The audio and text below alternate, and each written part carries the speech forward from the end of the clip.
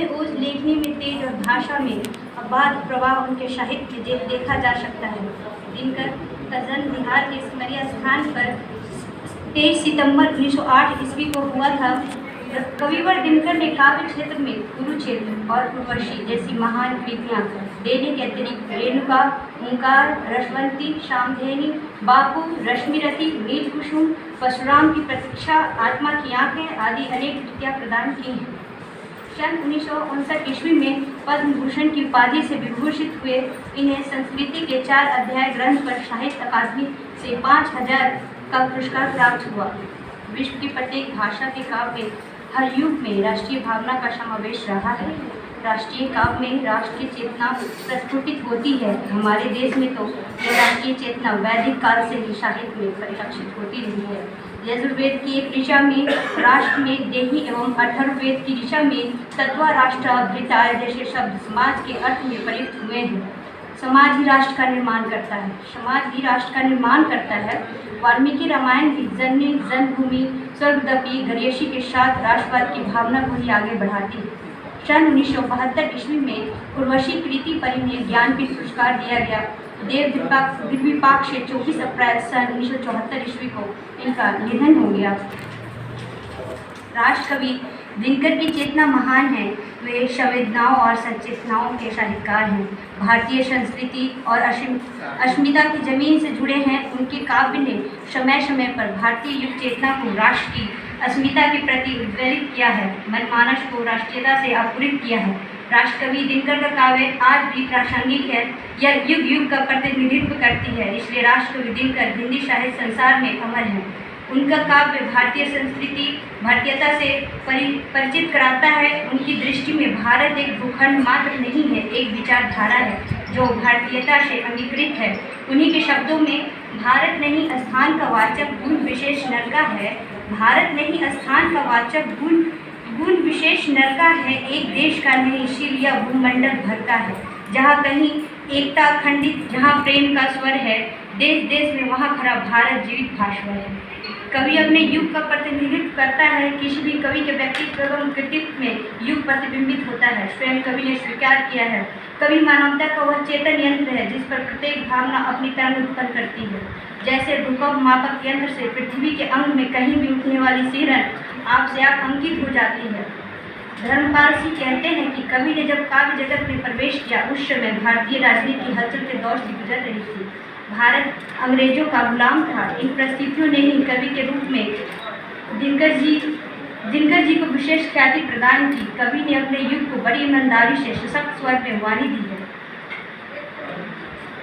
रणभंग की रचना दिनकर ने matric pass करने के बाद सन 1928 ईस्वी में की। रणभंग जयद्रथ वध की तरह ही एक खंड काव्य है जिसकी कथा महाभारत से ली गई है। रणभंग राष्ट्रीय भावना के व्यक्ति का मार्ग अपनाया गया है। इसमें कहानी तो महाभारत से ली गई है, पर उसके माध्यम से यह कहा गया है कि गुलामी का अपमान भरा जीवन जीना कलंक है। इसलिए युद्ध से पहले जब युधिष्ठिर के मन में पाप, पुण्य, धर्म, अधर्म की दुविधा पैदा होती है तो अर्जुन, भीम एक साथ आक्रोश से फट पड़ते हैं। अपना अनादर देखकर भी आज हम जीते रहें। अपना अनादर देखकर भी आज हम जीते रहें। चुपचाप कायर से गरल के घूंट यदि पीते रहें तो वीर जीवन का कहाँ रहता हमारा तत्व है। तो वीर जीवन का कहाँ रहता हमारा तत्व है। इससे प्रकट होता है यही हम में न अपुरुषार्थ है। कुरुक्षेत्र 1943 ईस्वी में प्रकाशित दिनकर का प्रथम प्रबंध काव्य है। विचारों की दृष्टि से ही कवि इसे प्रबंध काव्य मानता है। कवि कुरुक्षेत्र में राष्ट्रवादी एवं मानवतावादी दृष्टिकोण का भी विशेष समर्थन करता है। कुरुक्षेत्र के छठे सर्ग में इसी अखंड शांति का संदेश कवि देता है। कवि का द्वंद्व है बहुत देखा सुना मैंने मगर, है बहुत देखा सुना मैंने मगर भेद कुल पाया धर्म अधर्म का। आज ऐसा रेखा खींच कर बांट दूं मैं पाप और पुण्य को। कुरुक्षेत्र अपने समय और समाज के प्रति जागृति का संदेश देने वाला समन्वय की भूमि पर स्थित काव्य है, जहाँ युद्ध की अनिवार्यता, धर्म एवं शांति के मंगल की शुभकामना सन्निहित है। राष्ट्रकवि दिनकर की रचनाएं राष्ट्रीय भावनाओं से ओतप्रोत है।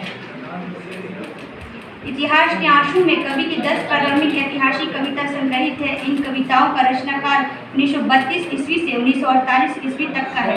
ये सभी कविताएं हमारे इतिहास से संबंधित है, किंतु कवि का राष्ट्र प्रेम, उसका खोजपूर्ण स्वर भी इनमें मुखरित है। इस काव्य संग्रह के अंतर्गत कवि ने इतिहास के महान योद्धाओं की वीरता का गुणगान किया है। समांतर कवि ने वर्तमान की समस्याओं के लिए अतीत का द्वार खटखटाया है। इस प्रक्रिया में उसके मानस में जिन विशेष व्यक्तियों के चित्र उभरते हैं, उनमें गौतम बुद्ध और अशोक का स्थान प्रमुख है। वर्तमान का निमंत्रण लेकर जब कवि अतीत के द्वार पर पहुंचता है तो उसे विशेषकर बलशाली, मगध अथवा नालंदा और वैशाली की ही याद आती है। कवि पाटलिपुत्र की गंगा से पूछता है कि वह कौन सा विषाद है, कैसी व्यथा है जिस कारण आज इसके प्रवाह में शिथिलता दृष्टिगोचर हो रही है। गंगा साक्षी है हमारे गौरवपूर्ण अतीत की, जिसकी त्रुटि संपूर्ण भारत में नहीं वरन विदेशों में भी बोलती थी। गुप्त वंश की गरिमा, अशोक की करुणा, गौतम का शांति संदेश, लिच्छवी और वैशाली सभी की स्मृतियाँ उसके मानस में अवश्य सुरक्षित होगी। 1935 ईस्वी के बाद की रचित ऐतिहासिक कविताओं में जो यहाँ संग्रहित है, कवि केवल अतीत के गौरव की स्मृति मार्ग से संतुष्ट नहीं होता है, वरन उनसे प्रेरणा लेकर भारत माता की गुलामी की बेड़ी को काटने की प्रेरणा भी देता है।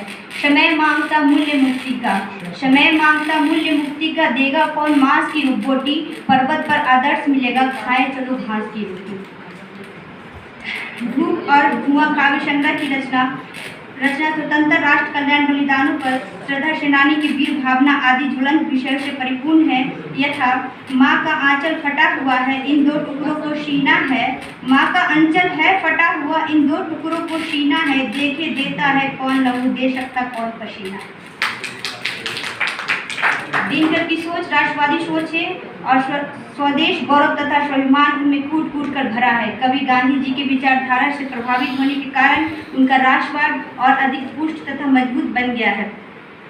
यहाँ वीरों को परशुराम के रूप में देखा तथा कवि ने गांधीवादी अहिंसा को त्याग कर परशुराम की तरह धर्म और जाति की रक्षा के लिए शस्त्र ग्रहण करने का अनुरोध किया है। चिंतको चिंतन की तलवार गरोरे, चिंतको चिंतन की तलवार गरोरे, ऋषियों कृषाण उद्दीपन मंत्र पढ़ोरे, योगियों जगो जीवन की ओर बढ़ोरे, बंदूकों पर अपना आलोक मन।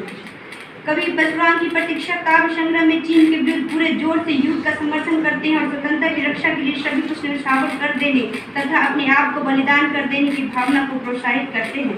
कवि के अनुसार युद्ध के समय तटस्थ बने रहकर चुपचाप बैठे रहना भी कायरता है।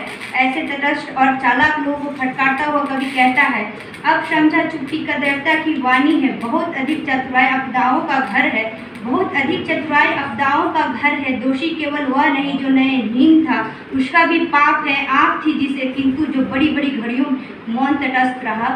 उसका भी पाप है आँख थी जिसे, किंतु जो बड़ी बड़ी घड़ियों में मौन तटस्थ रहा। दिनकर के काव्य का अवलोकन करने से ज्ञात होता है कि उनका काव्य राष्ट्रीय चेतनाओं से परिपूर्ण है। कवि ने शुरुआत ही राष्ट्रीय चेतना से संबंधित काव्य से की है तथा अलग अलग संदर्भों में राष्ट्रीय चेतना को अपने काव्य में दर्शाया है। कवि दिनकर ने अपने युग का प्रतिनिधित्व अपने काव्य में किया है। दिनकर की सोच राष्ट्रवादी सोच है और स्वदेश गौरव तथा स्वाभिमान उन्हें कूट कूट कर भरा है। कवि गांधीवादी विचारधारा से प्रभावित है, किंतु वे अहिंसा के बल पर नहीं बल्कि हिंसा के बल पर देश को आज़ाद कराना चाहता है। कवि स्वतंत्रता की रक्षा के लिए सब कुछ न्यौछावर कर देने तथा स्वयं को भी बलिदान कर देने की भावना को प्रोत्साहित करते हैं। इसी के साथ मैं अपनी वाणी को विराम देना चाहूँगी। धन्यवाद।